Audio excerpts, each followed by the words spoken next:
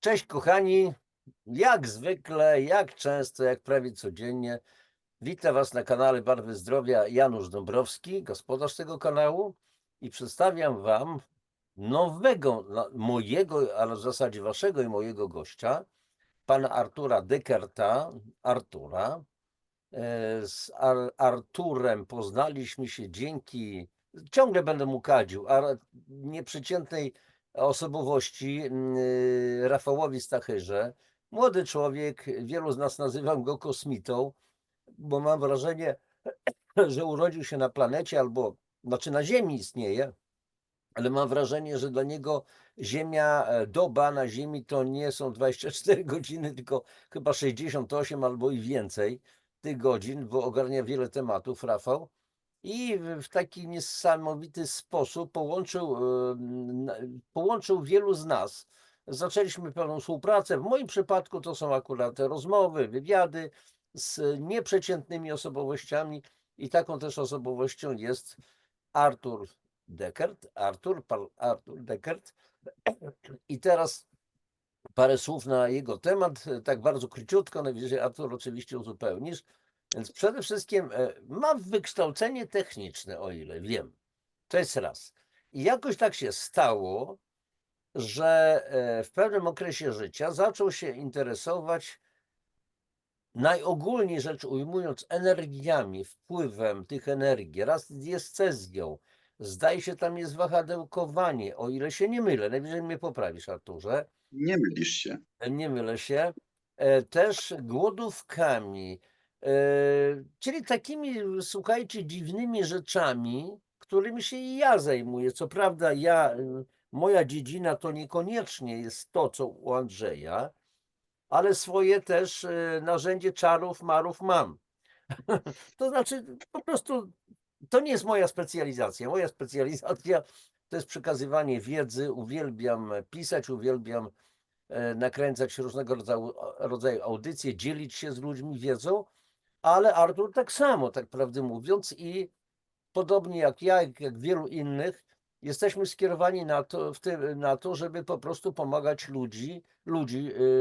ludziom, przepraszam, ale to jest przede wszystkim skierowane na wzrost świadomości człowieka, żeby ludzie zaczęli być sobą, żeby uniezależnili się powiedzmy od wielu elementów systemu, w którym żyjemy, od Matrixa, ale żeby się uniezależnić w jakimś tam sposób, bo nie do końca, jak na razie, to musimy zmienić naszą świadomość. Arturze, witam Cię serdecznie na moim kanale i powiedz mi, jak to się stało, kiedyś to się stało, że zacząłeś się interesować, uwaga, tu będzie wielkimi literami, takimi rzeczami. Więc w końcu udało mi się dojść do głosu. Witam serdecznie, którzy nas oglądają. Powiem tak, jaki ja tam pan, tyle że ładnie ubrany jestem. Ja też, o widzicie, nawet coś mi tu zwisa. Wiesz, zastanawiałem się, czy włożyć krawat, koszulę, ale pomyślałem, że może tak na luzie będzie mniej Nie ze oficjalnie, będzie mną, fajniej. oczywiste, i nie z nami.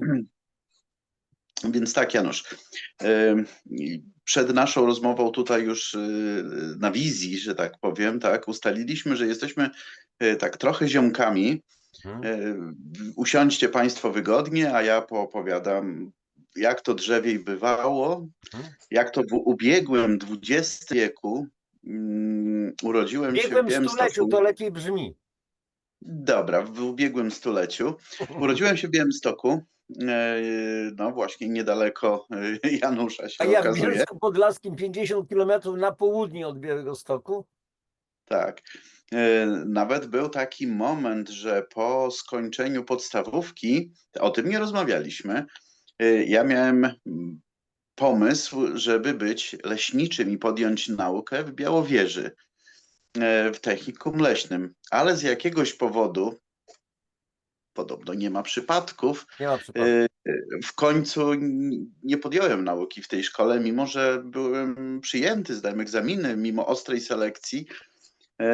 No i moje losy potoczyły się zupełnie inaczej.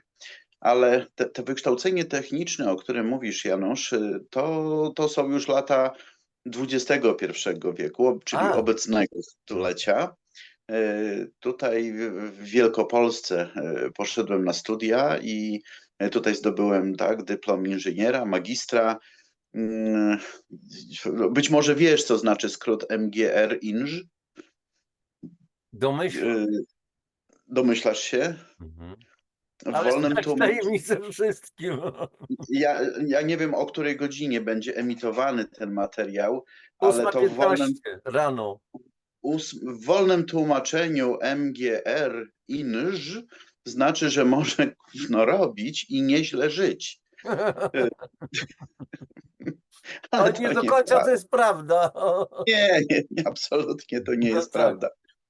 Tak, ale moje zainteresowanie sprawami duchowymi rozpoczęło się, uważaj, w zasadzie gdzieś w tamtym momencie, kiedy próbowałem być leśniczym, znaczy uczyć się w szkole leśnej w Białowieży, Mhm. ponieważ już wtedy, ty pamiętasz może te czasy, każdy chciał być Bruce'em Lee. O, Po, wejście po, smoka. to było wejście O smoka. Jezu, E, oglądałem, słuchajcie, chyba z 40 razy w ogóle swego Mm, czasu. No i klasztor Shaolin, Tak, tak, tam tak. był, tak. No i ja w tamtym czasie zacząłem ćwiczyć karate, chociaż karate i kung fu chińskie to są Przepraszam, jeszcze raz. Które? Może Kyokushin? dokładnie Kyokushin. Ja w Dokładnie tak. 1989 roku też w Ełku zacząłem trenować jako 39-letni facet karate Kyokushin u A sensei widzisz. Karpińskiego, w jego dojo, w zasadzie w szkołach, bo tam w salach ćwiczyliśmy. Tak, w szkołach, tak. Niesamowite, no to ładnie. Czyli No więc znowu jakoś coś a, a wspólnego. ja w Białymstoku, słuchaj, w Białymstoku trenowałem, no nie wiem, 5-7 lat jakoś tak, ale zaczęło się to już w podstawówce. I oprócz, no, karate jest sztuką walki pochodzącą z Okinawy, z Japonii. Tak. Co prawda karate Kyokushin, który tak, my żeśmy we dwóch jesteśmy adeptami tutaj tego stylu, powstało chyba już trochę gdzie indziej. Tam był sensei Masutatsu Oyama, Oyama już nieżyjący. Ale nieżyjący. Tak. przepraszam, ale w ogóle Sensei Masutatsu Oyamę, Shihana w zasadzie, widziałem kiedyś w Katowicach, bo byliśmy na Mistrzostwach Europy Open i on był zaproszony, no i akurat synem wtedy, bo syn też akurat jeszcze jako chyba piątoklasista, szóstoklasista, zacząłem go ciągać na treningi i pojechaliśmy z całym klubem, no i z takim korytarzem tam w podziemiach prowadzili oczywiście pana Masutatsu Oyamę i no, z odległości do dosłownie 2 metrów przechodził, to było coś wielkiego i tak dalej. Jego uczniowie, oczywiście te dane, te wszystkie inne historie i była niesamowita sprawa, bo najpierw przed zawodami to były pokazy i między innymi był Shihan Samitowski, przyjechał specjalnie z Kanady, był taki karateka, był szczuplaczek, on zresztą był później masażystą pana Andrzeja Gołoty. I pamiętam, że był taki pokaz, że 3 bejsbole razem były związane taśmą.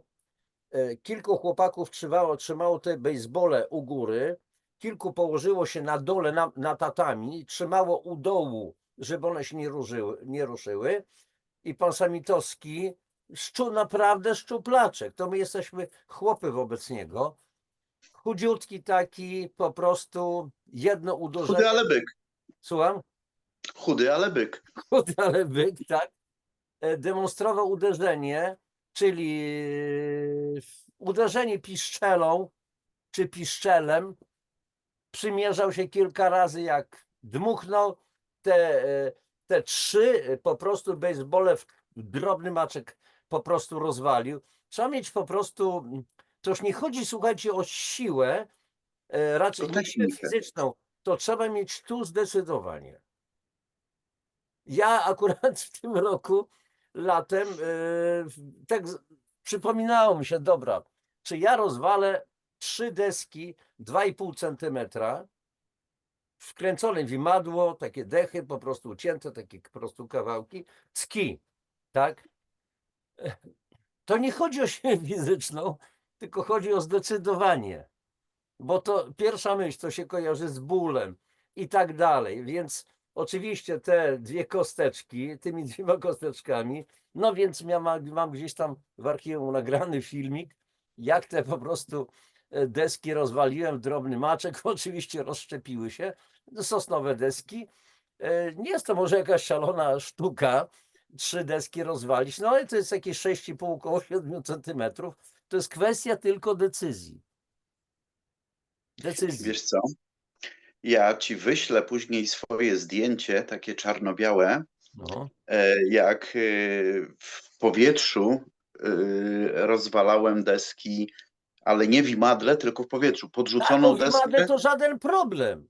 To żaden problem, bo jest oparcie po prostu. Tak, a tam trzeba Są było. słoi, to żaden problem rozwalić, tylko trzeba zdecydować się, bo to jest kwestia psychiki. Natomiast wtedy, kiedy ktoś trzyma te deski, kiedy jest luz, ewentualnie w powietrzu, no to już jest, słuchajcie, to jest bajka, naprawdę bajka.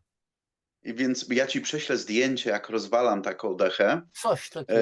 ale tylko muszę zaznaczyć, żeby ci, którzy będą nas obserwowali, oglądali i zobaczą to zdjęcie, że to jestem ja, bo wtedy miałem takie włosy.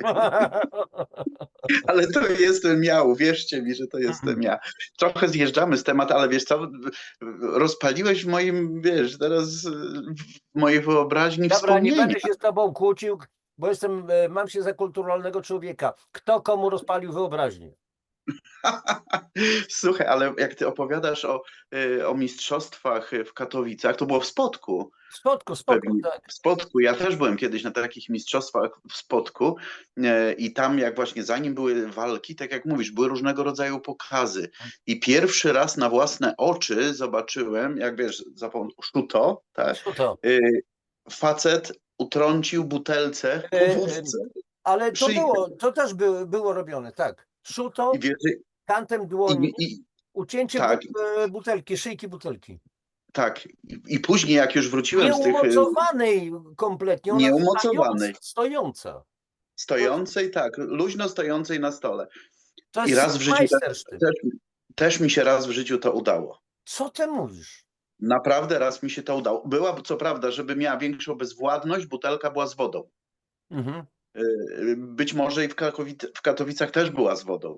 Nie wiem tego. Moja E, była z wodą, ale mi się udało. mhm. Dobrze, ale już teraz dobijając do brzegu, to słuchaj, jak wtedy wszyscy chcieli być już Bruce'em Lee i wszyscy ćwiczyli karate, to ja też. I wtedy w czasach słusznie minionych wychodziła taka gazeta Żołnierz Polski. Tak, żołnierz polski. I tam były I odcinki prowadzone przez senseja Kwicińskiego, który trenował Shotokan tak, ale wiesz co, ja nie wiem, w czy to był Łodzi. on, czy nie on, nie pamiętam, ale wiem, że też pisał trochę o kung fu i o energii chi. I Mhm. ja miałem to takie szczęście, że ten nasz, weź mówiliśmy trochę tak, to senpai, sensei, bo on na początku nie miał mistrzowskiego stopnia, ale duży nacisk kładł na duchowość. Wiesz, A my mieliśmy takie, ależ dokładnie. Tak. wiesz, to nie było tylko ćwiczenia, to nie była gimnastyka tam, czy jakieś wysiłkowe rzeczy, ale my żeśmy, wiesz, siedzieli po 2 godziny, medytowali, tak, Zazen, biegaliśmy tak? zazen, tak, Zazen, tak. dokładnie. Przepraszam, dla tych, którzy mogą nie wiedzieć, no to jest zwykły siat, po prostu nie w kucki, tylko po prostu no, na piszczelach głęboko, więc na początku, jak zaczynaliśmy to 2-3 minuty, to był problem, a później potrafiłem siedzieć godzinę, żaden problem. No, ale to Nie nie było było też łatwe, wiesz, łatwe, to nie było wytrzymać. też Nie łatwe. było łatwe wytrzymać dwie Nie, godziny. nie, nie. Ale on duży nacisk kładł na tą duchowość, na ten hard ducha. No wiesz, Tak, poniekąd sobie wyobrażałem, że to ja jestem taki Masuda Tsuyama gdzieś tam tak, w górach, tak, wiesz, tak. rozwalam tak ręką kamienie, ucinam gałęzie i takie rzeczy. Nie, tak walczę z niedźwiedziem. Ale wracając, wiesz, do tego Szkoda żołnierza, niedźwiedzia. szkoda.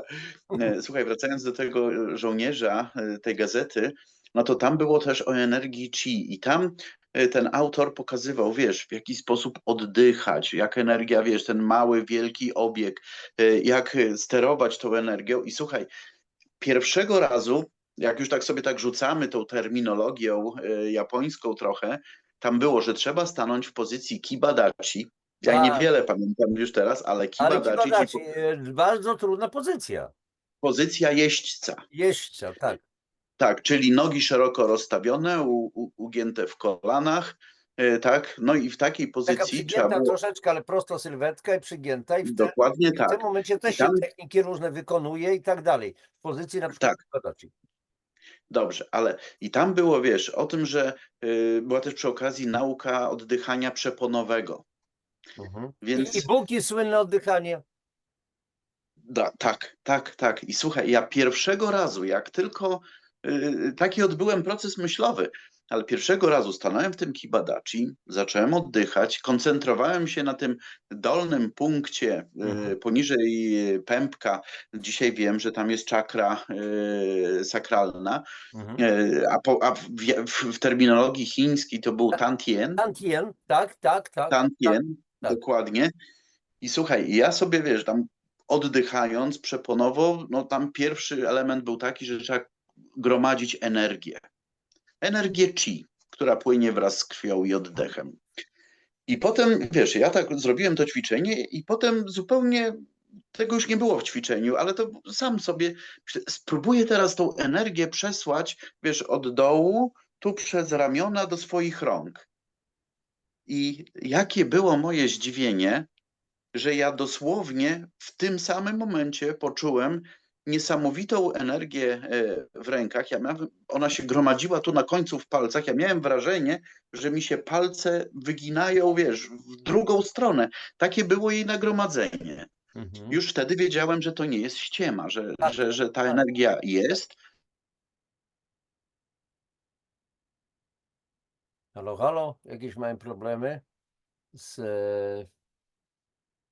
po prostu z przetworzeniem. Halo?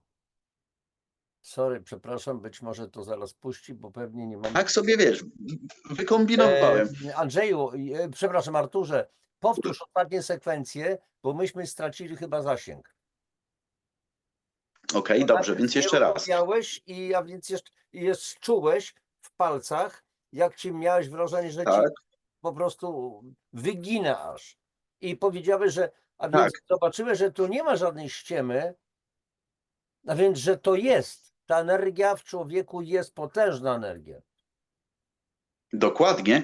I wiesz, następny krok, który przyszedł mi do głowy, że może to, skoro to jest energia życiowa, witalna, Tak. to może i można nią uzdrawiać.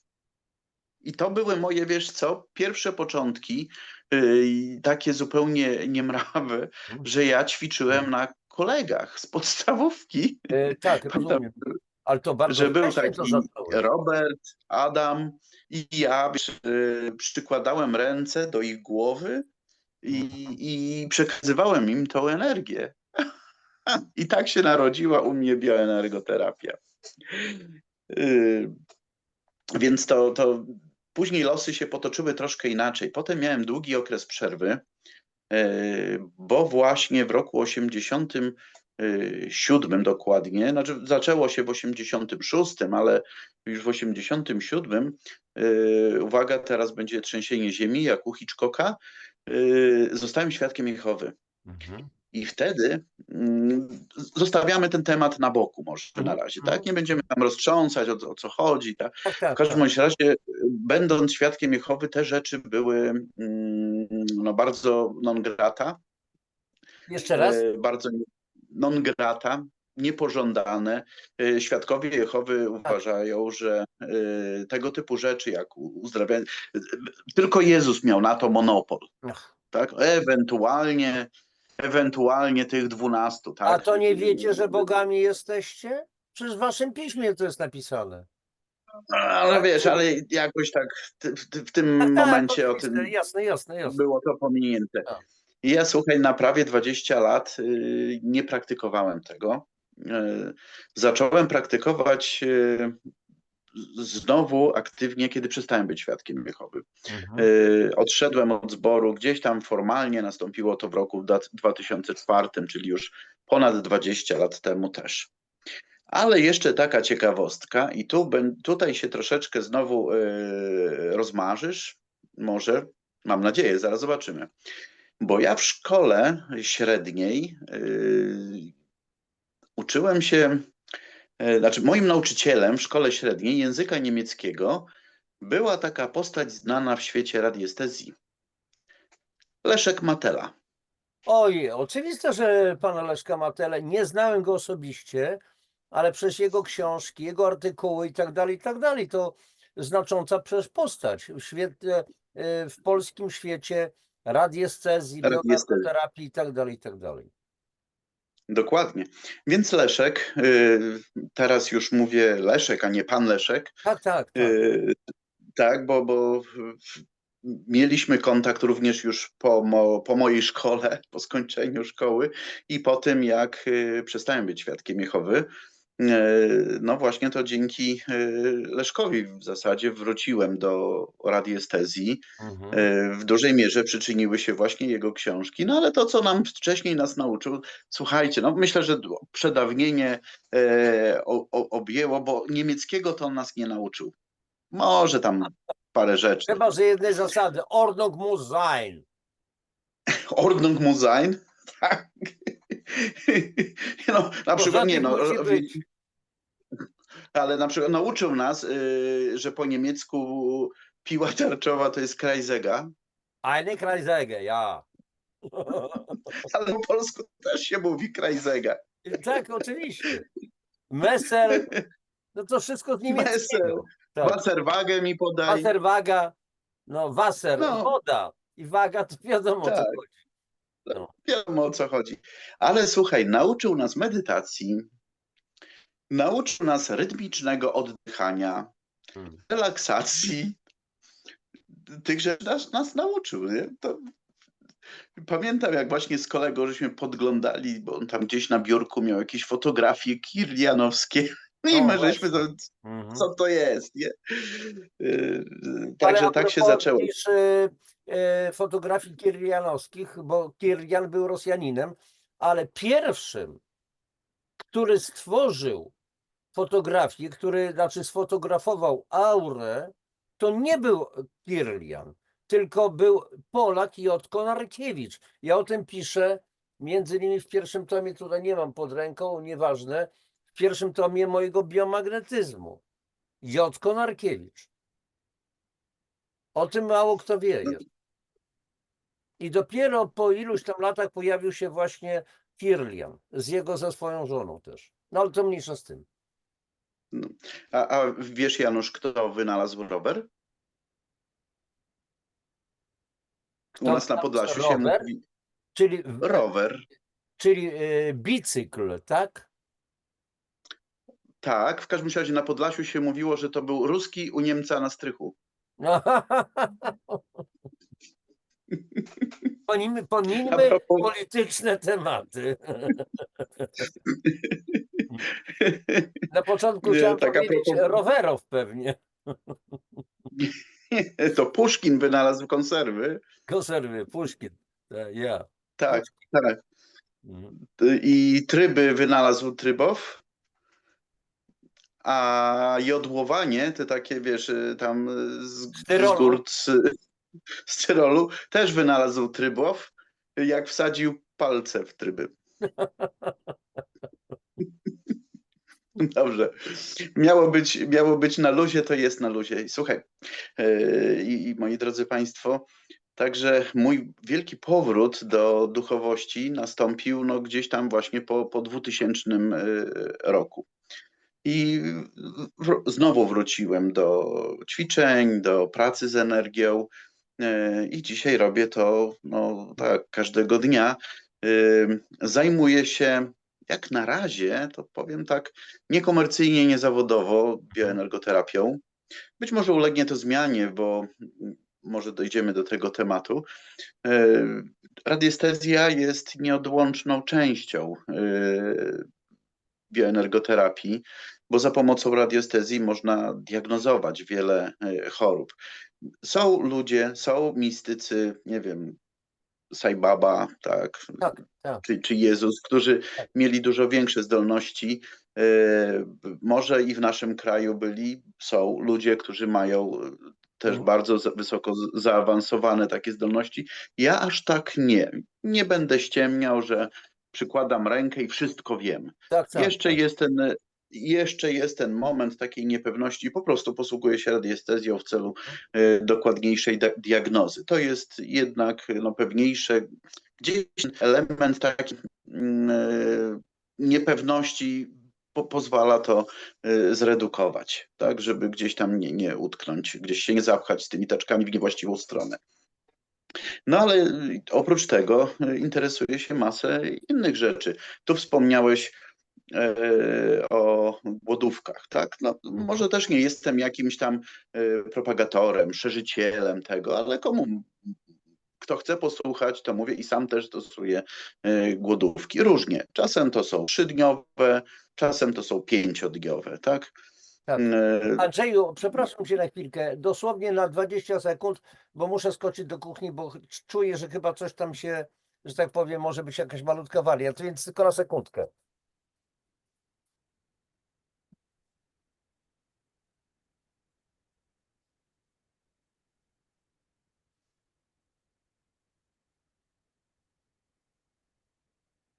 To teraz wam coś mogę opowiedzieć takiego, co Janusz nie słyszy. Jestem. Nie zdążyłem. No to wiesz, w warunkach, słuchajcie kochani, w warunkach domowych nie mamy tutaj żadnego studio i tak dalej.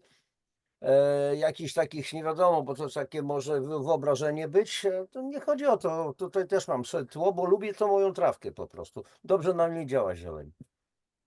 Przerwałem ci chcący. Dobrze, byliśmy przy głodówkach i Mhm.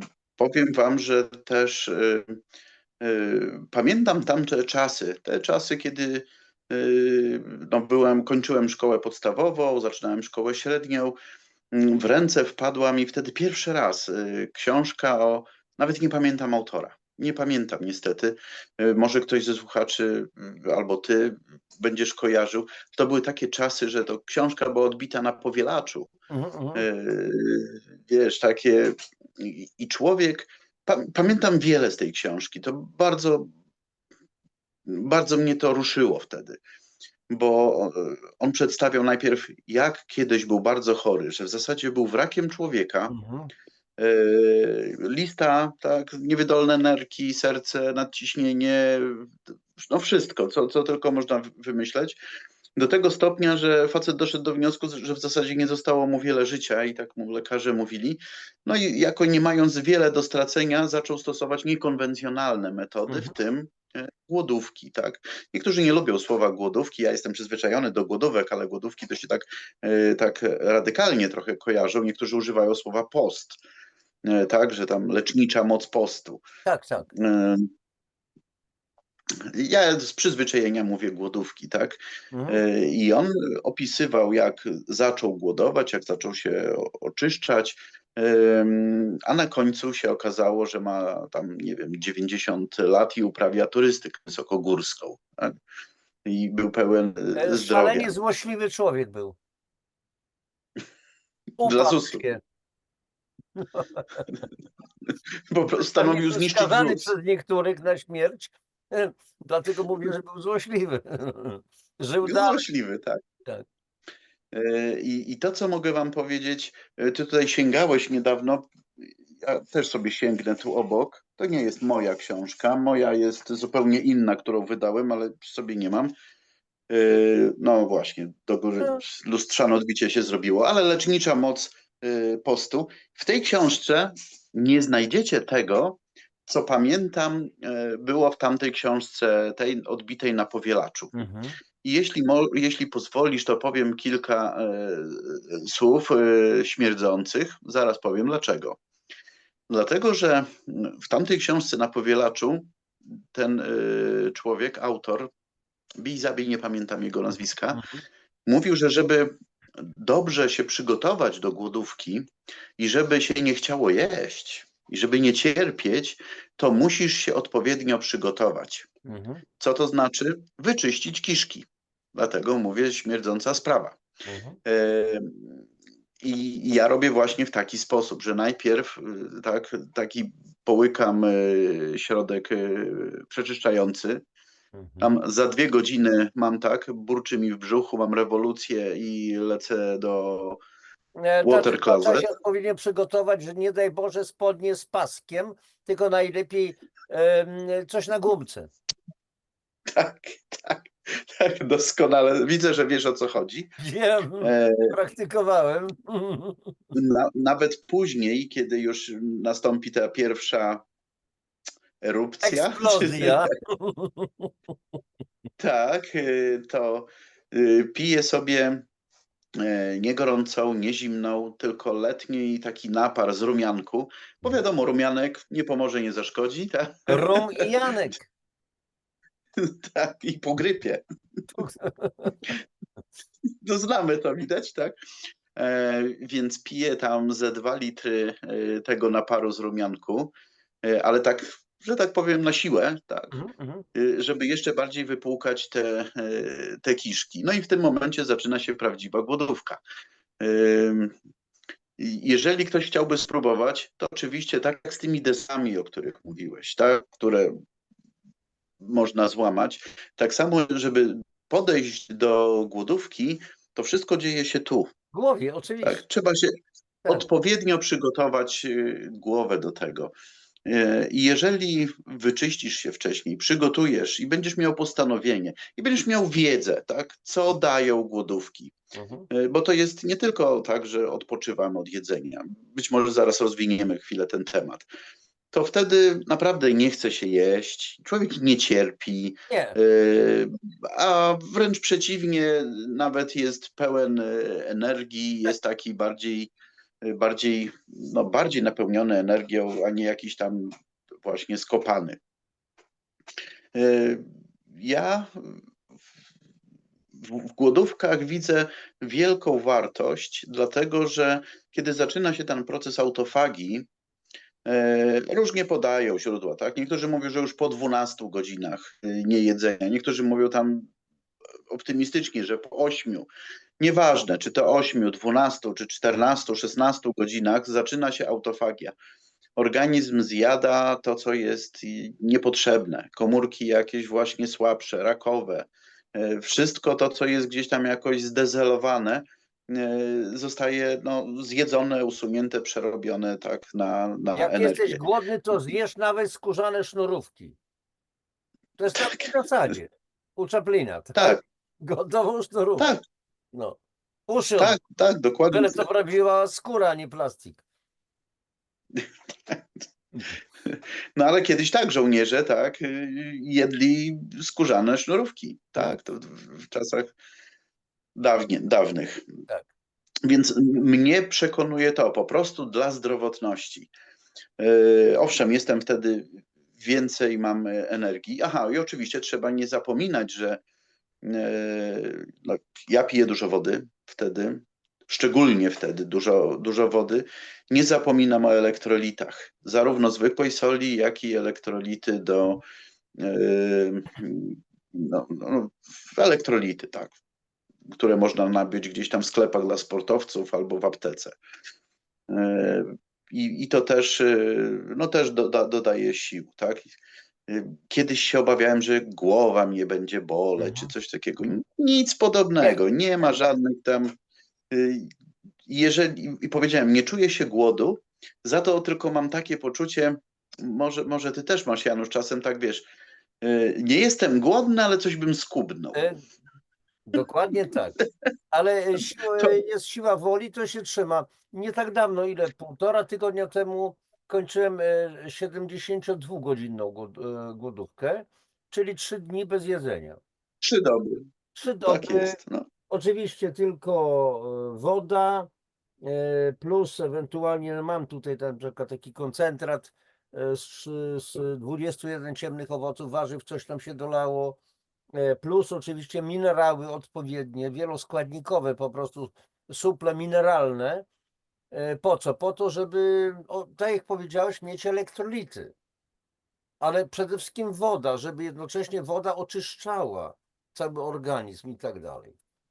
I jednocześnie, jeżeli I się powiem, bierze na przykład minerały, to silne odkwaszanie jest. Pozbywamy się różnego rodzaju zanieczyszczeń w jelitach.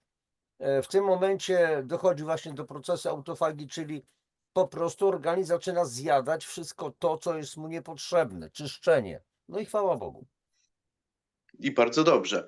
Tak. E, Prawdę powiedziawszy, położę rękę na sercu, nie podczas ostatniej głodówki zapomniałem o tym, ale niedawno gdzieś będąc w sklepie jakimś takim zielarskim, sprzedawca polecił mi na czas głodówki jakieś algi, chlorellę jakąś Mhm. i argumentował to, że wiesz, no, w tłuszczu też są odkładane jakieś metale ciężkie i tak dalej. Tak, w I komórkach tłuszczowych, adipocytach, oczywiście.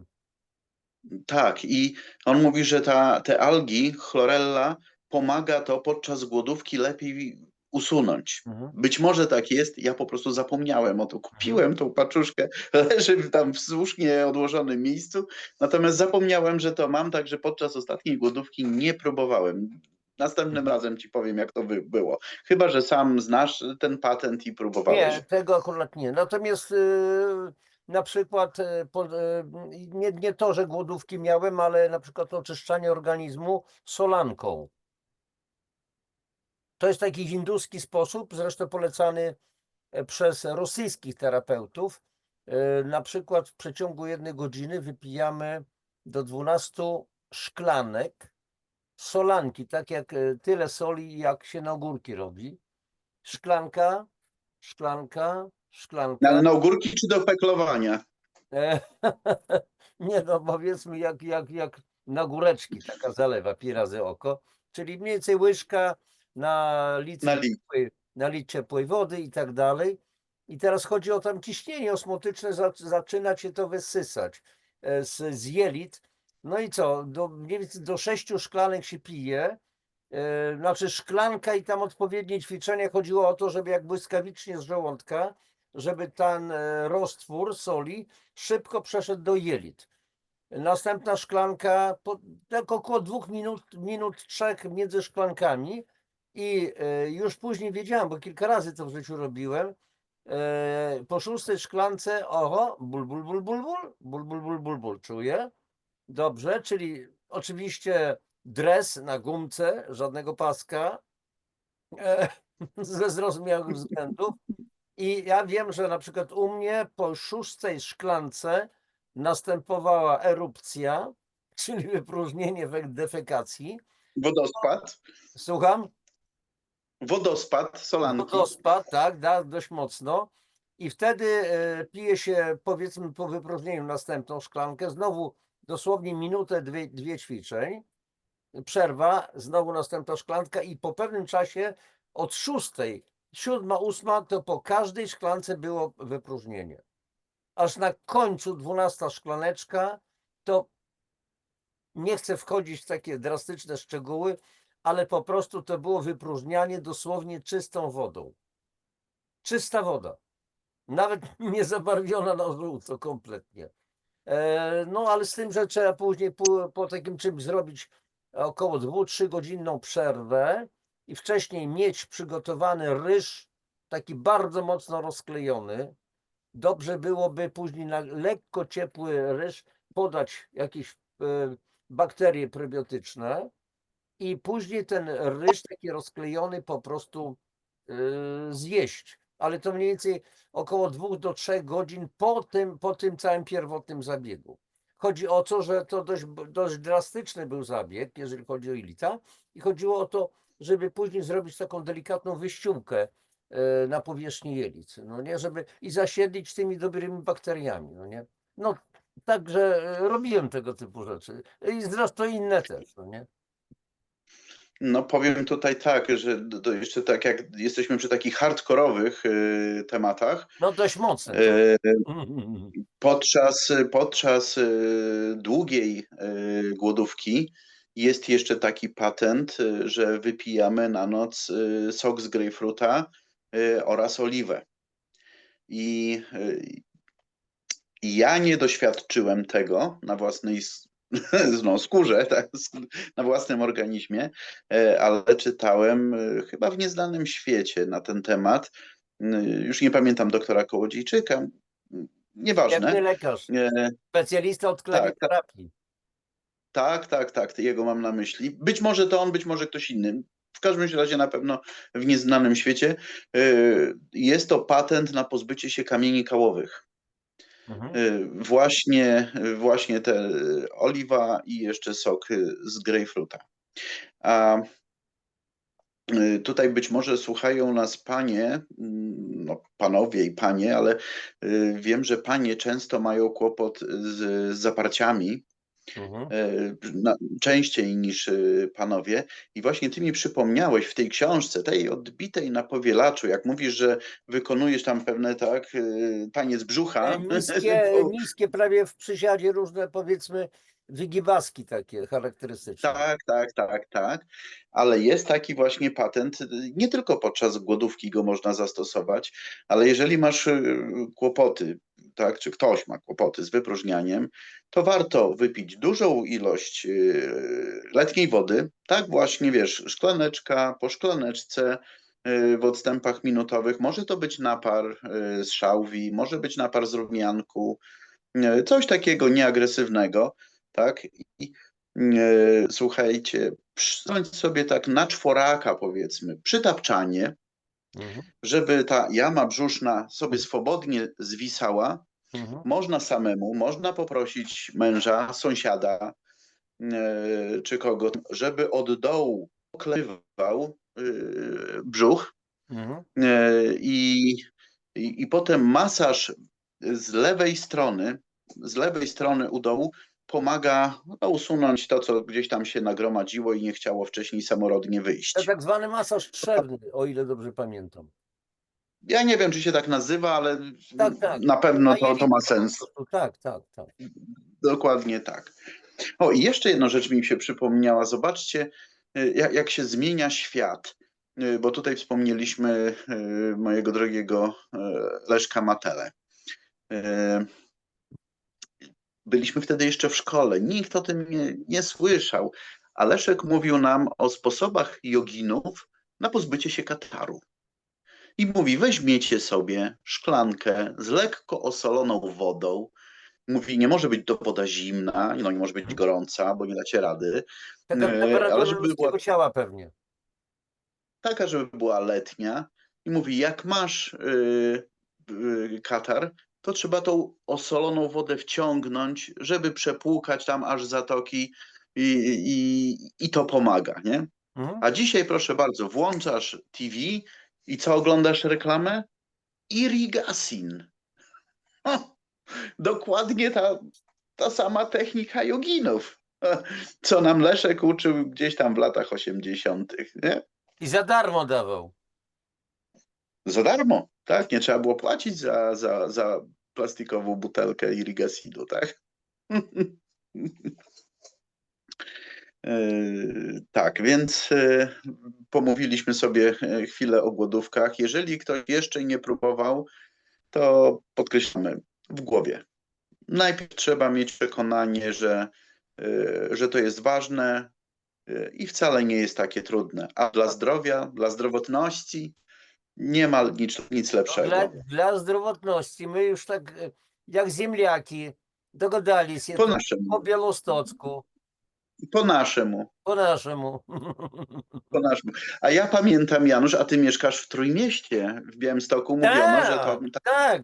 Trój... Bielsk, Kleszczeli, Hajnówka. Ja znałem inne. To teraz, kochani, Że... wam zdradzę tajemnicę, bo na studiach miałem ksywkę Przemek. I czasami znajomi gdzieś tam, to rzadko się zdarza, cześć Przemek. I inni znajomi mówią, jak to Przemek? Przecież ty masz na imię Janusz. Tak, to dlaczego Przemek? Ty masz na drugie imię Przemysław? Nie. Wzięło się wszystko od Trójmiasta. Jakiego Trójmiasta? Bo na pierwszym roku, jak zacząłem studiować, jeszcze to była Wyższa Szkoła Inżynierska w Białymstoku.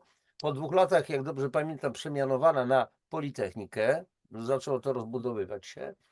to ja niestety, rodzice mieli wówczas objazdowy bar gastronomiczny, czyli należeli do klasy burżujów. W związku z tym ja nie miałem ani stypendium, ani przyznanego akademika.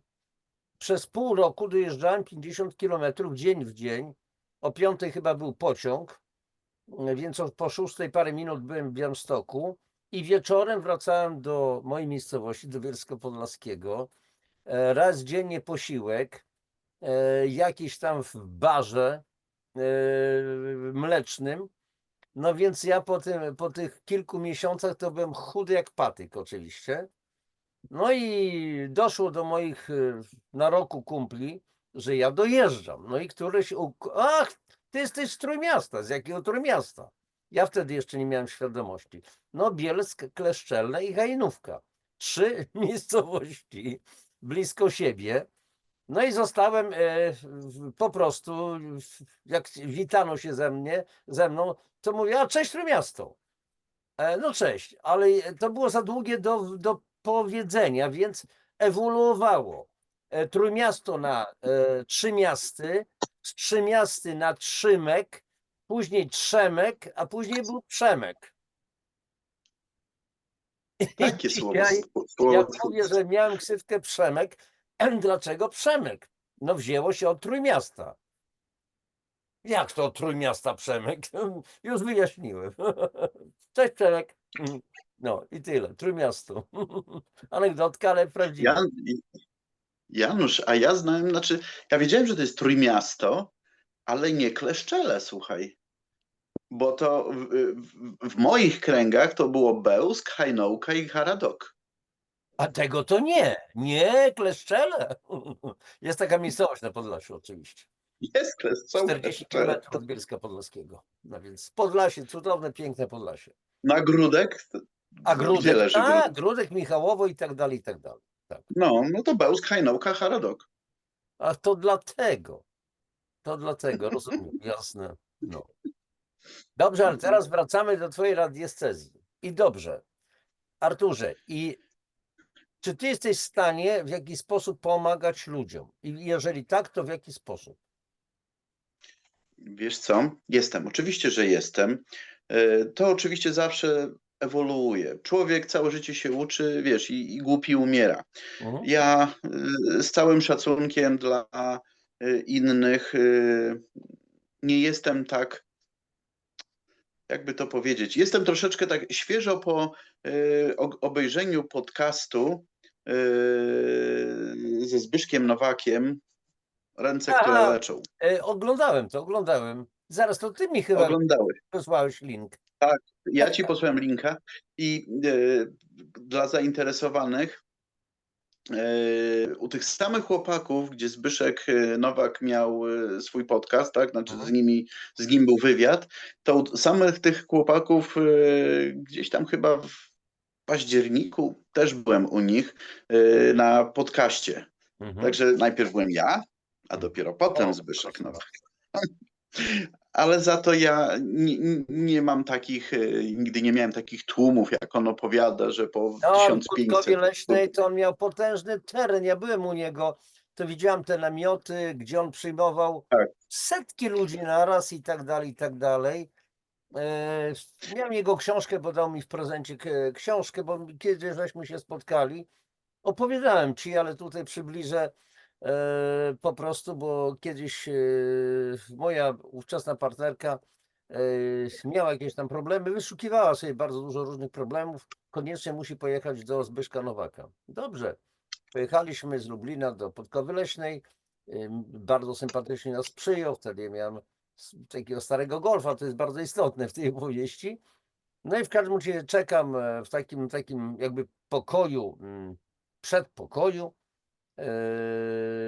On robi jakiś tam zabieg energoterapeutyczny i tak dalej, i tak dalej. W pewnym momencie wychodzi, mówi, proszę pana, pan pozwoli tutaj.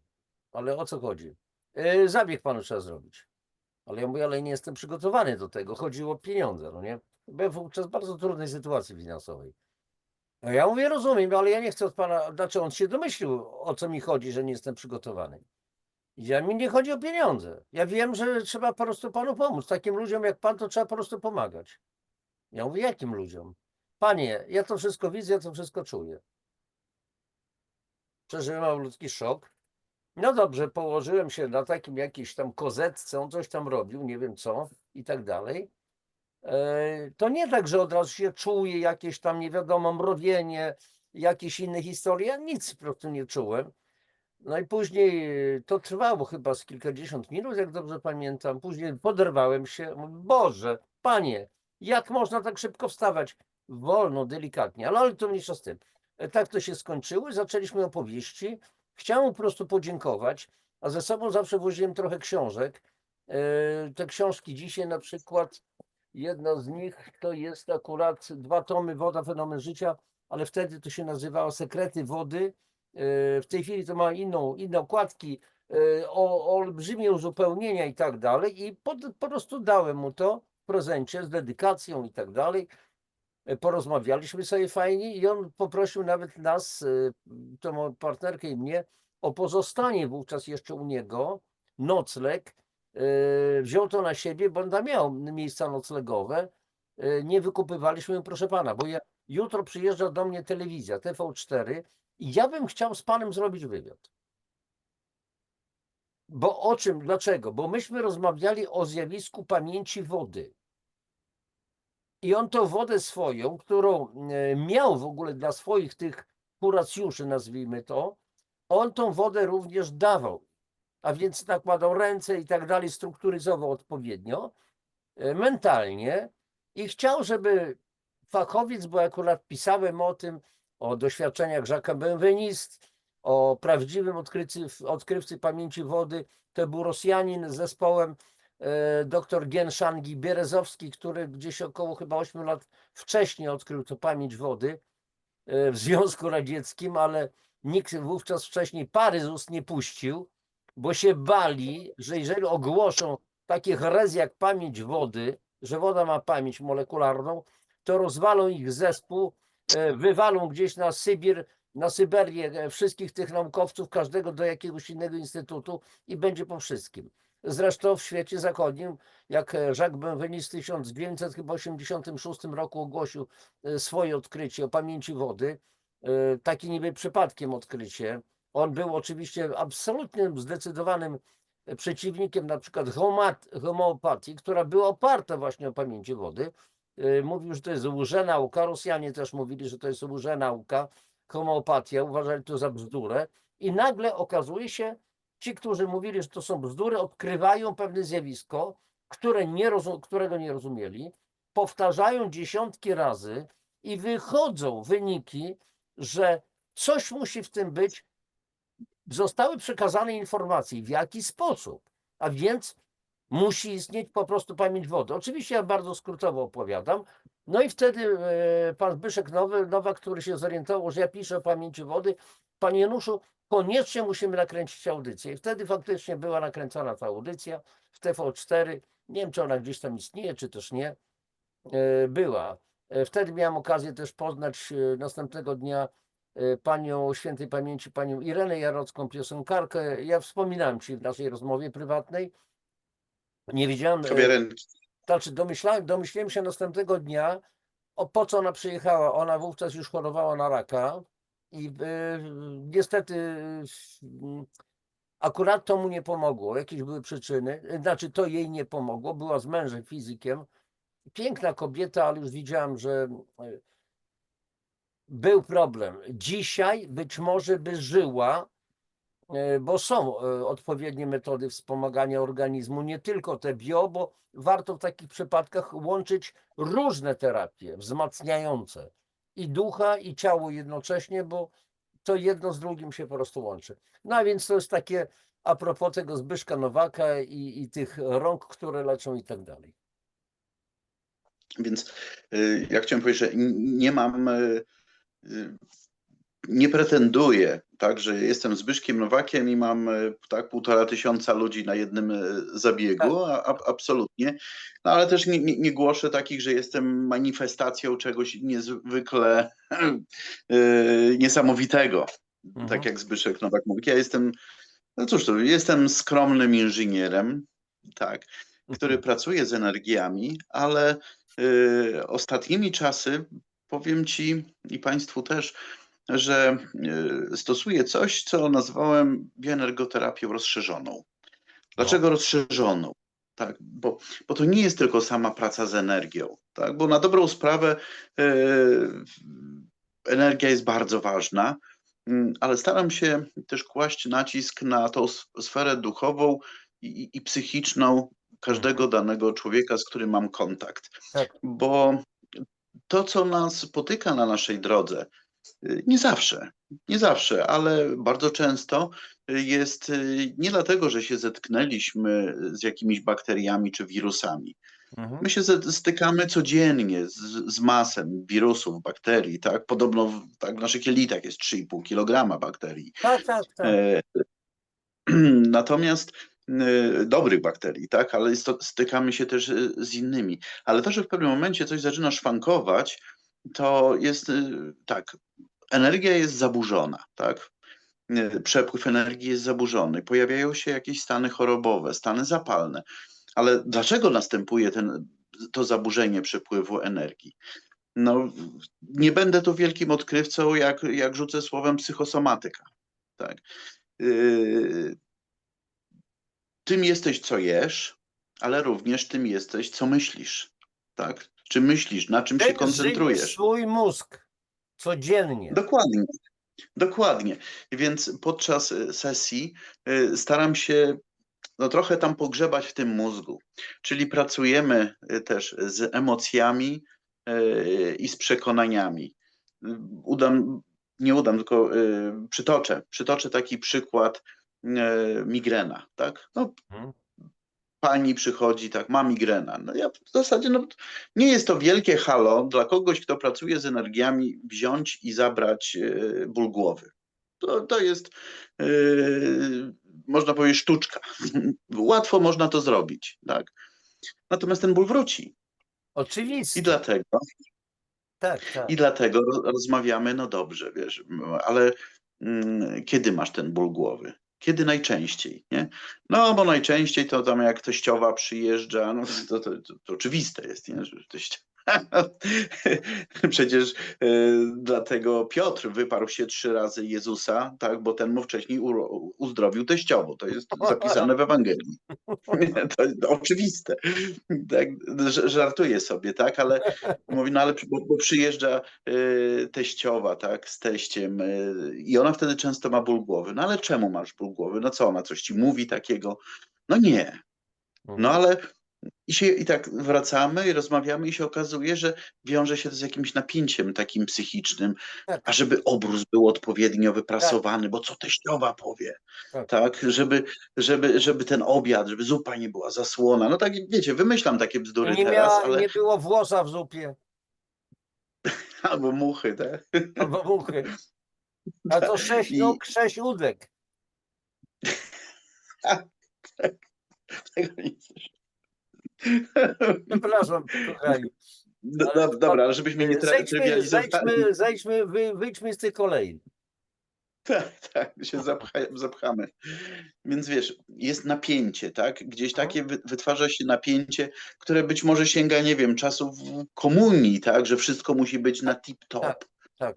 A jak nie jest na tip-top, a może nie będzie na tip-top, wtedy wiesz, jest napięcie, naczynia krwionośne są tak przeładowane, jest migrena. Naciskają się, jest niedokrwienie, niedotlenienie, czyli już przychodzi somatyka na somę, na ciało, czyli jest w ogóle Dokładnie coś tak. takiego jak tak zwana somatyzacja stanów emocjonalnych, czyli emocje z ciała emocjonalnego, wszystkie te, dokładnie powiedziałeś, napięcia, naprężenia przechodzą na somę, na ciało. Emocje. Dokładnie. Co czujemy, jeżeli jesteśmy zdenerwowani, nagle otrzymujemy jakąś straszną wiadomość, wszystko się w nas ściska. Zwróćcie uwagę, kochani, co się dzieje, jeżeli zostaniecie przestraszeni albo oglądacie na przykład film, horror i nagle oj, przez ciało się zaciska. Ale jeżeli zaciska się, to zaciska się mięśniówka na naczyniach krwionośnych. Zmniejsza się światło naczynia. Jest niedokrwienie, niedotlenienie i zaczynają się problemy. To tak gwoli uzupełnienie. No, dokładnie, świetnie to wykazałeś, więc podczas sesji zwracamy uwagę na tą podbudowę, skąd się biorą te przyczyny. Bo mówię, ból głowy zabrać, to nie jest wielkie halo. Natomiast usunąć przyczyny, tak, żeby już więcej nie było. Przez świadomość. Nie dlatego, że przecież ja nie jestem w stanie zaprogramować człowieka, tak, zmienić jego jestestwa, bo to są rzeczy, które są od dawna, są wgrane. No i tu dochodzimy do drugiego tematu. Oprócz samych emocji, to jeszcze są też przekonania. Przekonania, które są w nas bardzo głęboko od naszego dzieciństwa, może czasem sięgają jeszcze dalej, tak, tego, co było jeszcze wcześniej. I te przekonania, wiesz co, ja używam takiego przykładu, no bo w końcu jestem techniczny. Mhm. Mamy komputer, tak? Laptop, komputer, zaraz w telefonie, tak? I jest w tym urządzeniu, no bo to jest urządzenie, tak? Jest coś takiego jak system operacyjny. Tak, Ten oczywiście. Windows, Android, Mhm. jak zwał, tak zwał, tak? Ale nie zawsze tak było, bo jeszcze ja pamiętam, jak tak, praca na komputerze polegała na tym, że nie było Windowsa i trzeba było samemu coś tam pisać, programować. Dzisiaj te ustawienia są, oczywiście to jest takie uogólnienie. Nie oszukujmy się w każdym najdrobniejszym szczególe Tak, tak, oczywiście. analogii, ale jest coś takiego jak BIOS czy BIOS w Mhm. Tak, komputerze. tak, tak, tak. Czyli te ustawienia, których my normalnie widzimy, one są tam pod spodem, są ukryte. Programiści tylko wiedzą, że one tam są i jak w nich się tam poruszać. My poruszamy się w zakresie. Bebeszki zaprogramowane, żeby działał ten komputer. Dokładnie tak. My się poruszamy na poziomie Windowsa, systemu operacyjnego, tak, czy tam Androida. I wiemy, jak tam klikać, różne ikonki, tak, jak kopiuj i wklej, różne rzeczy, tak. I gdybyśmy teraz porównali, mówię, to jest analogia, takie uogólnienie, nie dopatrujmy się aż tam do każdego szczególiku, ale nasze obecne, powiedzmy, taka świadomość tutaj mamy, to jest ten system operacyjny. Ale nasza podświadomość, tak, no i tutaj wchodzimy w Hunę, Junga i tym podobne rzeczy, czyli albo nieświadomość, to jest ten BIOS, ten program, który tam są te kody, Mhm. tak? Mhm. I te kody, mimo szczerych chęci programisty, czasem mogą być błędne, no bo na przykład hakerzy wykorzystują błędy w tych kodach, Tak. tak? I coś tam, Albo no coś tam wirusa robią. wstrzykują. No jakiegoś tam trojana, czy coś Mhm. takiego, czy szukają jakby tu buchnąć kasę z konta, tak? W jakichś tam błędach, przez błędy w kodach. Albo pozbawić prądu Mołdawii. Na przykład. I tak samo jest z nami, że my w tym głębszym, tak, w tej nieświadomości, podświadomości, w tym biosie naszej jaźni, tak, jak zwał, tak zwał, też mamy różnego rodzaju kody. I one też mogą być w pewien sposób błędne, bo ktoś nam zaprogramował, że my to się nie nadajemy do niczego. Bo choćbyś nie wiadomo ile robił, to i tak gówno masz. Choćbyś nie wiadomo jak ciężko pracował, I to tak nie do skoczysz niczego nie wyżej, dojdziesz. do niczego nie dojdziesz, tak? Nie skoczysz wyżej, wiesz czego nie skoczysz Znam wyżej, to za nie? dobrze. I to są takie kody, które my mamy wgrane, często się ich nie uświadamiamy. W jaki sposób sprawdzić, gdzie my mamy błędy? Tak naprawdę to po naszym życiu. Tak? Ja tu nie jestem w jakiś sposób święty, bo na koniec krótko powiem o mojej sytuacji zawodowej, którą sobie sam zafundowałem. Mhm. Nikt tutaj nie jest święty, ale dobrze zdawać sobie sprawę z tych mechanizmów. Więc jeżeli dzisiaj obejrzymy, jak wygląda nasze życie, gdzie mamy jakieś problemy, co nam nie domaga, czy żenimy się któryś raz, albo chodzimy za mąż i kolejny mąż jest alkoholikiem, A taki traf, przypadek. no, no Przyciągamy chyba nie, podobne, co? przyciąga podobne. czym emanujesz, jakimi częstotliwościami, co masz w głowie, kalki pewne, wmówiono ci, jeżeli ojciec był alkoholikiem, to mąż będzie alkoholikiem najprawdopodobniej. I następny też. Niedaleko pada jabłko od Tak, i jabłoni. dopóki nie zmienisz w sobie coś, to nie ma zmiany zewnętrznej. Nie ma tak, że będę miał innego partnera, inną partnerkę. Bardzo dobrze to poruszyłeś, Arturze. Nie, my musimy się zmienić. Jeżeli my się zmienimy, to wówczas zmieni się nasze otoczenie. Po prostu, tak to Dokładnie. jest. Więc wiesz, jak dzisiaj obserwując nasze życie, gdzie mamy jakiś problem, to jest papierek lakmusowy albo efekt tego, jakie my mamy przekonania, jakie my tam kody mamy w środku, tak? I również pod względem zdrowotnym. Oczywiście. Przecież to są nierozerwalne rzeczy, tak? Umysł i ciało. Tutaj pod takim względem, że zdrowie, tak? Zdrowie w ciele i zdrowie w myśleniu. Więc staramy się pracować w taki sposób, żeby te kody, ich się nie da usunąć, bo jak wyrwiesz kod, to komputer przestanie działać. Więc tych kodów tych przekonań nie da usunąć, ale można je przetransformować.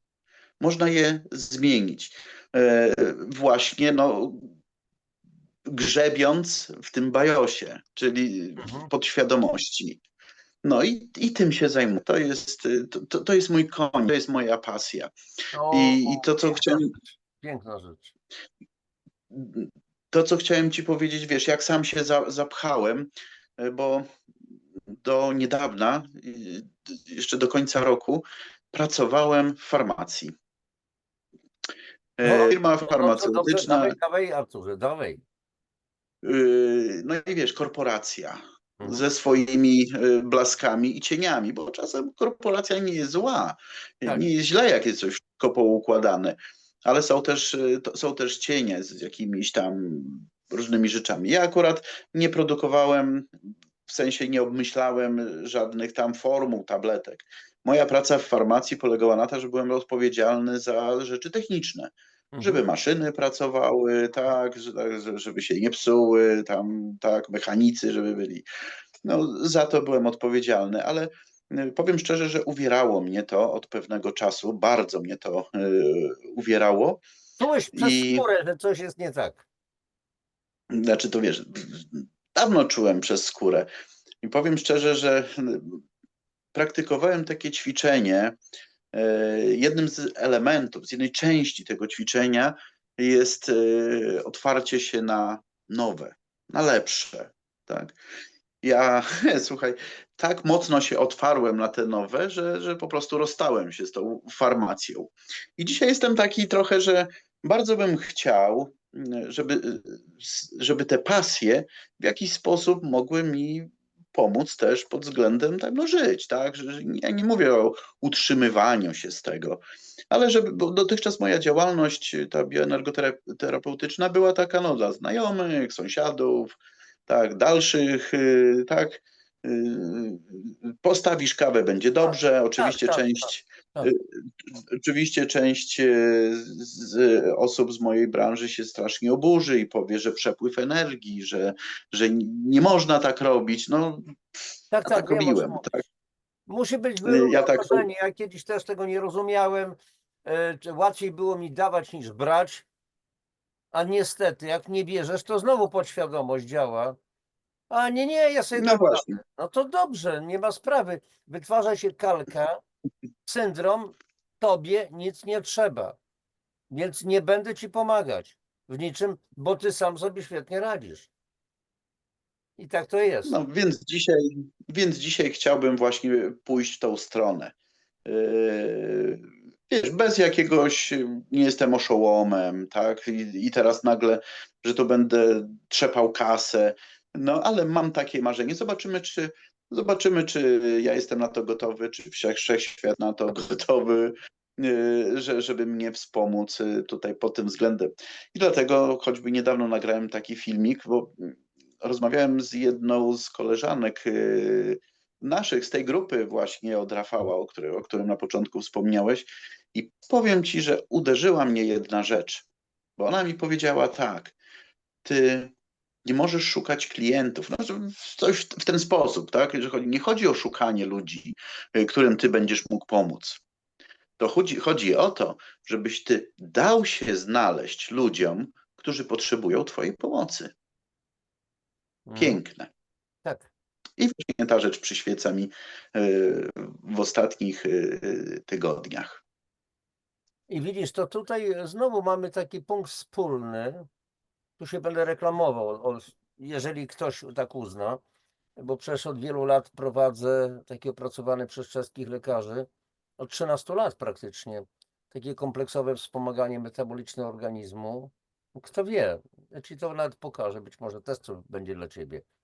I był czas, że no, szukałem ludzi i tak dalej. Doszedłem w końcu, to była ewolucja oczywiście.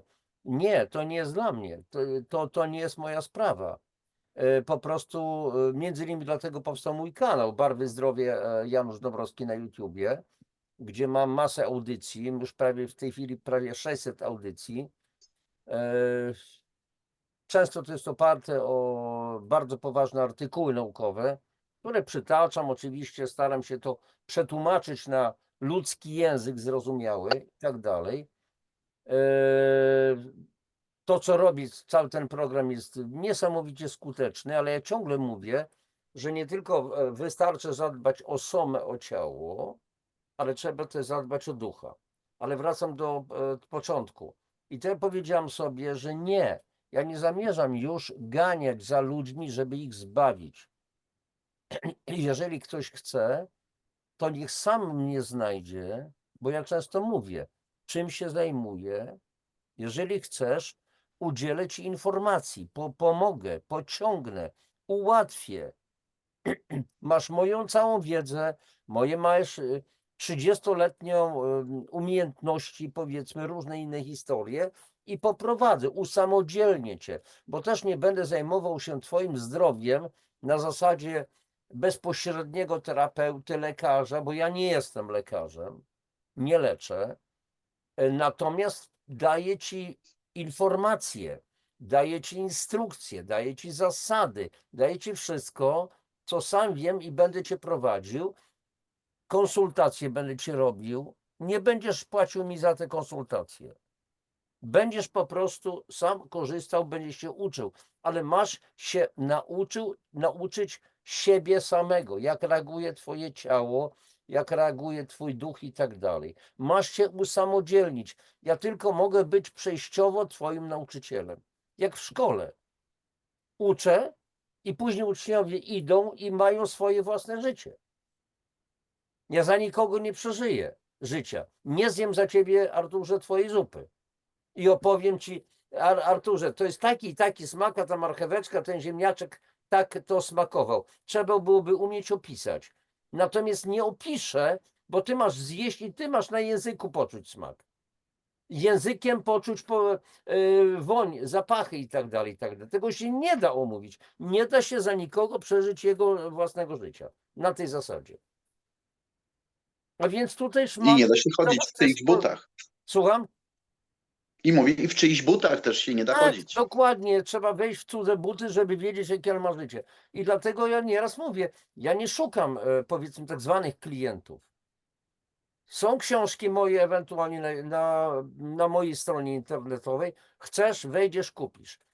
Ktoś zechce, wie, że prowadzę taki program. Proszę bardzo, panie Nuszu, no, jeżeli na przykład prowadzę na swoim kanale jakieś tematy, czy dna moczonowa, czy cukrzyca typu pierwszego, czy drugiego, czy odchudzanie, czy to, czy tamto, czy RZS i tak dalej, proszę bardzo, można z tego wyjść, tylko trzeba... Stara zasada jest, której się nauczyłem. Jeżeli chcesz coś zmienić w twoim życiu, to musisz coś zmienić w twoim życiu. Podjąć działanie. Od samego słuchania i patrzenia i czytania nic się nie zmieni. Trzeba podjąć konkretne działania. I tak w twoim przypadku. Jeżeli ktoś chce coś zmienić, na przykład ma tą migrenę, o której mówiłeś, to powinien przyjść Tak, do to taki ciebie. przykład. Tak, posłuchać, zastanowić się i razem ty będziesz nauczycielem, w pewnym sensie wychowawcą tego człowieka, ale nie oznacza to, że wszystko za niego, za tą osobę zrobisz. On musi to wdrożyć. Musi chcieć przede wszystkim przyjść, skonsultować się, zadzwonić na przykład najpierw. Panie Arturze, no bo słyszałem, bo oglądałem i tak dalej, i tak dalej. Dobrze, to możemy rozmawiać. Samo się nie zrobi. Trzeba podjąć krok. Trzeba podjąć działanie. Bez tego nie będzie nic. Pamiętasz, bo siwy włos na twej skroni widzę. Kiedyś chyba w pierwszym programie Polskiego Radia rano była gimnastyka poranna. Tak, Kojarzysz? tak, Gimnastyka poranna. oczywiste. Ja pamiętam, jeden z rysowników, nie wiem, Mleczko, ktoś taki, zrobił taki no, prześmiewczy rysuneczek. Leży w łóżku taka duża kobieta, obok stoi odbiornik i tam leci z tego odbiornika raz, dwa, a ona mówi: od 30 lat słucha tej porannej gimnastyki i schudła mi grama. Właśnie o to chodzi. Tak, właśnie o to chodzi. To jest właśnie to. Zilustruję to też dowcipem. Starozakonny, czyli Itzhak. Oj, Panie Boże, ty dałbyś może wygrać mi na coś na ta loteria. Itzhak, jak ja cię kopnę w te twoje 4 głupie litery, ty chociaż kup ta los na ta loteria. Czyli daj szansę. Jak mówiła pani Solejukowa z Rancza, mam nadzieję, że znasz ten film, cudowny zresztą. Tak, tak. Nic się nie zmienia od z na dupie siedzenia. Przepraszam, kochani, to był cytat. No po prostu trzeba podjąć działanie. Tak jak z naszym właśnie tą kuracją, czyli tym programem, który robię. Pani, ale ja to słyszałem, ja nawet, wie pan co, od kogoś tam kupiłem te produkty. Jak to od kogoś? Pan sam sobie kupił, bo no nie wiem, chyba że na Allegro gdzieś pan dostał. No i co? No mam, to stoi, no. Nie schudłem ani grama, tak? Przez 30 lat. Tak, dokładnie. No. Słuchaj, jak ty mówisz o tym Icku, co nie kupił losu, to w ogóle nie ma wspólnego nic a nic, ale to tak zabawnie brzmi. Mam znajomego, prawie przyjaciela, który jest Żydem. Tak? Nie jestem antysemitą. I on normalny Żyd, ale nie pejsiasty, że tak powiem. Normalny, tak, i tam mieszka w Izraelu na północy, ma żonę, ma dzieci, pracuje w firmie przemysłowej, tak, stąd się znamy, poznaliśmy się przez firmę przemysłową jedną. No i on pisze do mnie wczoraj, że a powiedz mi, czy byłoby gdzieś tam u was takie miejsce, bo ja bym, jak przyjechał na lato, to bym wynajął domek, łódkę i bym chciał na ryby sobie popłynąć. Tak. Bo tam jest jezioro Galilejskie i więcej nic, nie? Tak. Ja mówię, że ja mu odpisuję, bo to na Messengerze, ja mówię, słuchaj, wiesz, no masę jest takich rzeczy na Mazurach, Oczywiście, tak, no w miejscu, agroturystyka jakaś, tak. tak, ale w miejscu, w którym mieszkam, mówię, no z łódką może być kłopot, ale dookoła. Mieszkam tutaj w Dolinie Baryczy, jest pełno stawów rybnych, tak, na północ od Wrocławia. Mhm. Mówię, że są łowiska po prostu, no i tam tych ryb jest nawet dużo więcej niż gdzieś w jeziorze, a nie martw się, możesz się przespać, zatrzymać, możesz się u mnie. Tak. I Eli mi odpisuje w te słowy: nie chciałbyś mieć w domu 5 chałatliwych Żydów, uwierz mi.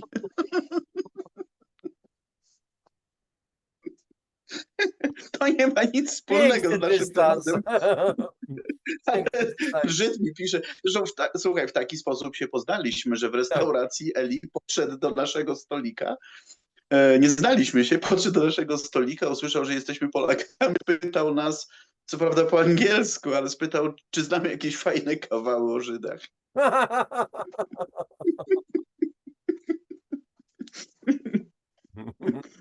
A najpiękniejsze kawały Żydzi wymyślili sami o sobie. Tak. I on mi przysyła kawał o Żydach, tak, że tam Icek chwali się, że ma piękny zegarek, tak, i mówię, o skąd masz taki zegarek, a on mówi, że to po ojcu sprzedał mi przed śmiercią. Dobre. To jest kawał od tego mojego znajomego z Izraela. Dobre. Dobrze, posłuchaj Arturze, bo mamy chyba godzinę 55 minut od początku spotkania. Już? Proszę Tak. bardzo. Wiesz co, ja z zaskoczeniem obserwowałem. Znaczy, myśmy tam weszli chyba wcześniej, pogadaliśmy sobie, ale będzie pewnie z 1,5 godziny, więc na dzisiaj sobie... A jeszcze tyle tematów zostało. Zostawimy to na drugi raz. Tak, dlatego że słuchajcie, kochani, oprócz tego ja mam umowę, gentleman agreement, nie na papierze, że z każdym moim rozmówcą umówiliśmy się, to znaczy ja ich zmusiłem. Powiedziałem, warunek, występujesz u mnie na moim kanale, ale pod warunkiem, że będzie cykl wywiadów. I kochani, od razu wam powiem, że drugi raz z Arturem się spotkamy i będą następne dowcipy o Żydach.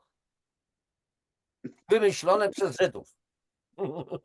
A tych szmocesów żydowskich, cudownych zresztą, troszeczkę też znam, pewnie Artur to tak samo, więc coś tam sobie poopowiadamy. W każdym razie posłuchajcie, to pierwsza rozmowa, chodziło o to, żeby po prostu się troszeczkę zapoznać, żebyście wy zobaczyli, kim jest Artur, czym się zajmuje, poczuć tą energię i tak dalej. Przesympatyczną. Myśmy też, no przecież nie znaliśmy się. Dzięki Rafałowi że poznaliśmy się. Dzisiaj w zasadzie, w dniu nagrywania, okazało się, że Artur mieszka w Białymstoku, bo ja byłem zdziwiony. On mówi, że ale ja wiem, gdzie jest Bielsk Podlaski. Jak to ty wiesz? No okazało się, że mieszka w Białymstoku i tak dalej, i tak dalej. A mama, mogę zdradzić tajemnicę?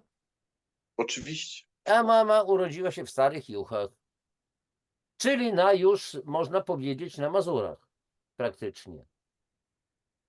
A więc jeżeli ktoś Tak, z tamtych tak. okolic jest, serdecznie pozdrawiamy Podlasie, ale też i Wrocek, czyli Wrocław, i Sobótkę, i te okolice, bo różnie nas życie rzuca, że tak powiem, no i fajnie jest, jesteśmy jedną wspólną rodziną, jak 5 palców, nie da się, o przepraszam, że tutaj są takie kolorki na moich dłoniach, ale dzisiaj buraki oblabiałem na przystawkę do kurczaka. I tyle. Cenna informacja, cenna. Bardzo cenna.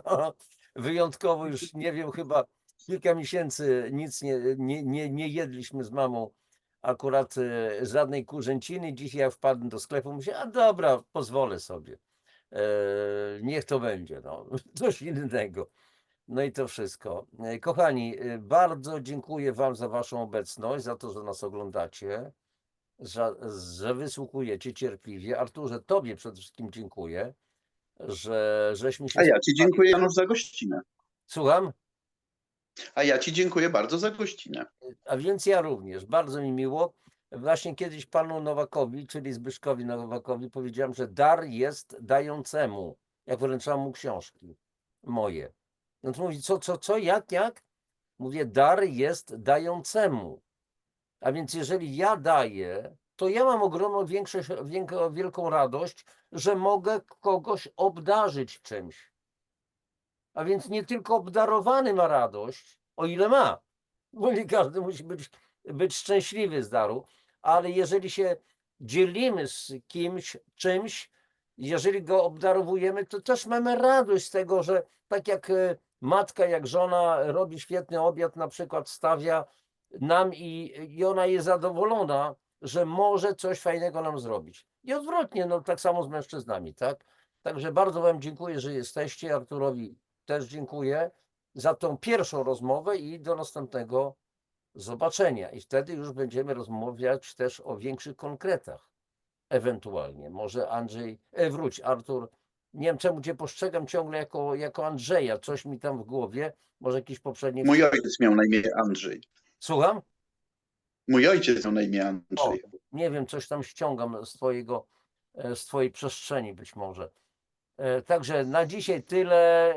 Proszę jeszcze Was o lajkowanie, o subskrypcję, o komentowanie i do następnego spotkania. Trzymajcie się, kochani. Papatki. Na razie, do zobaczenia się z Państwem.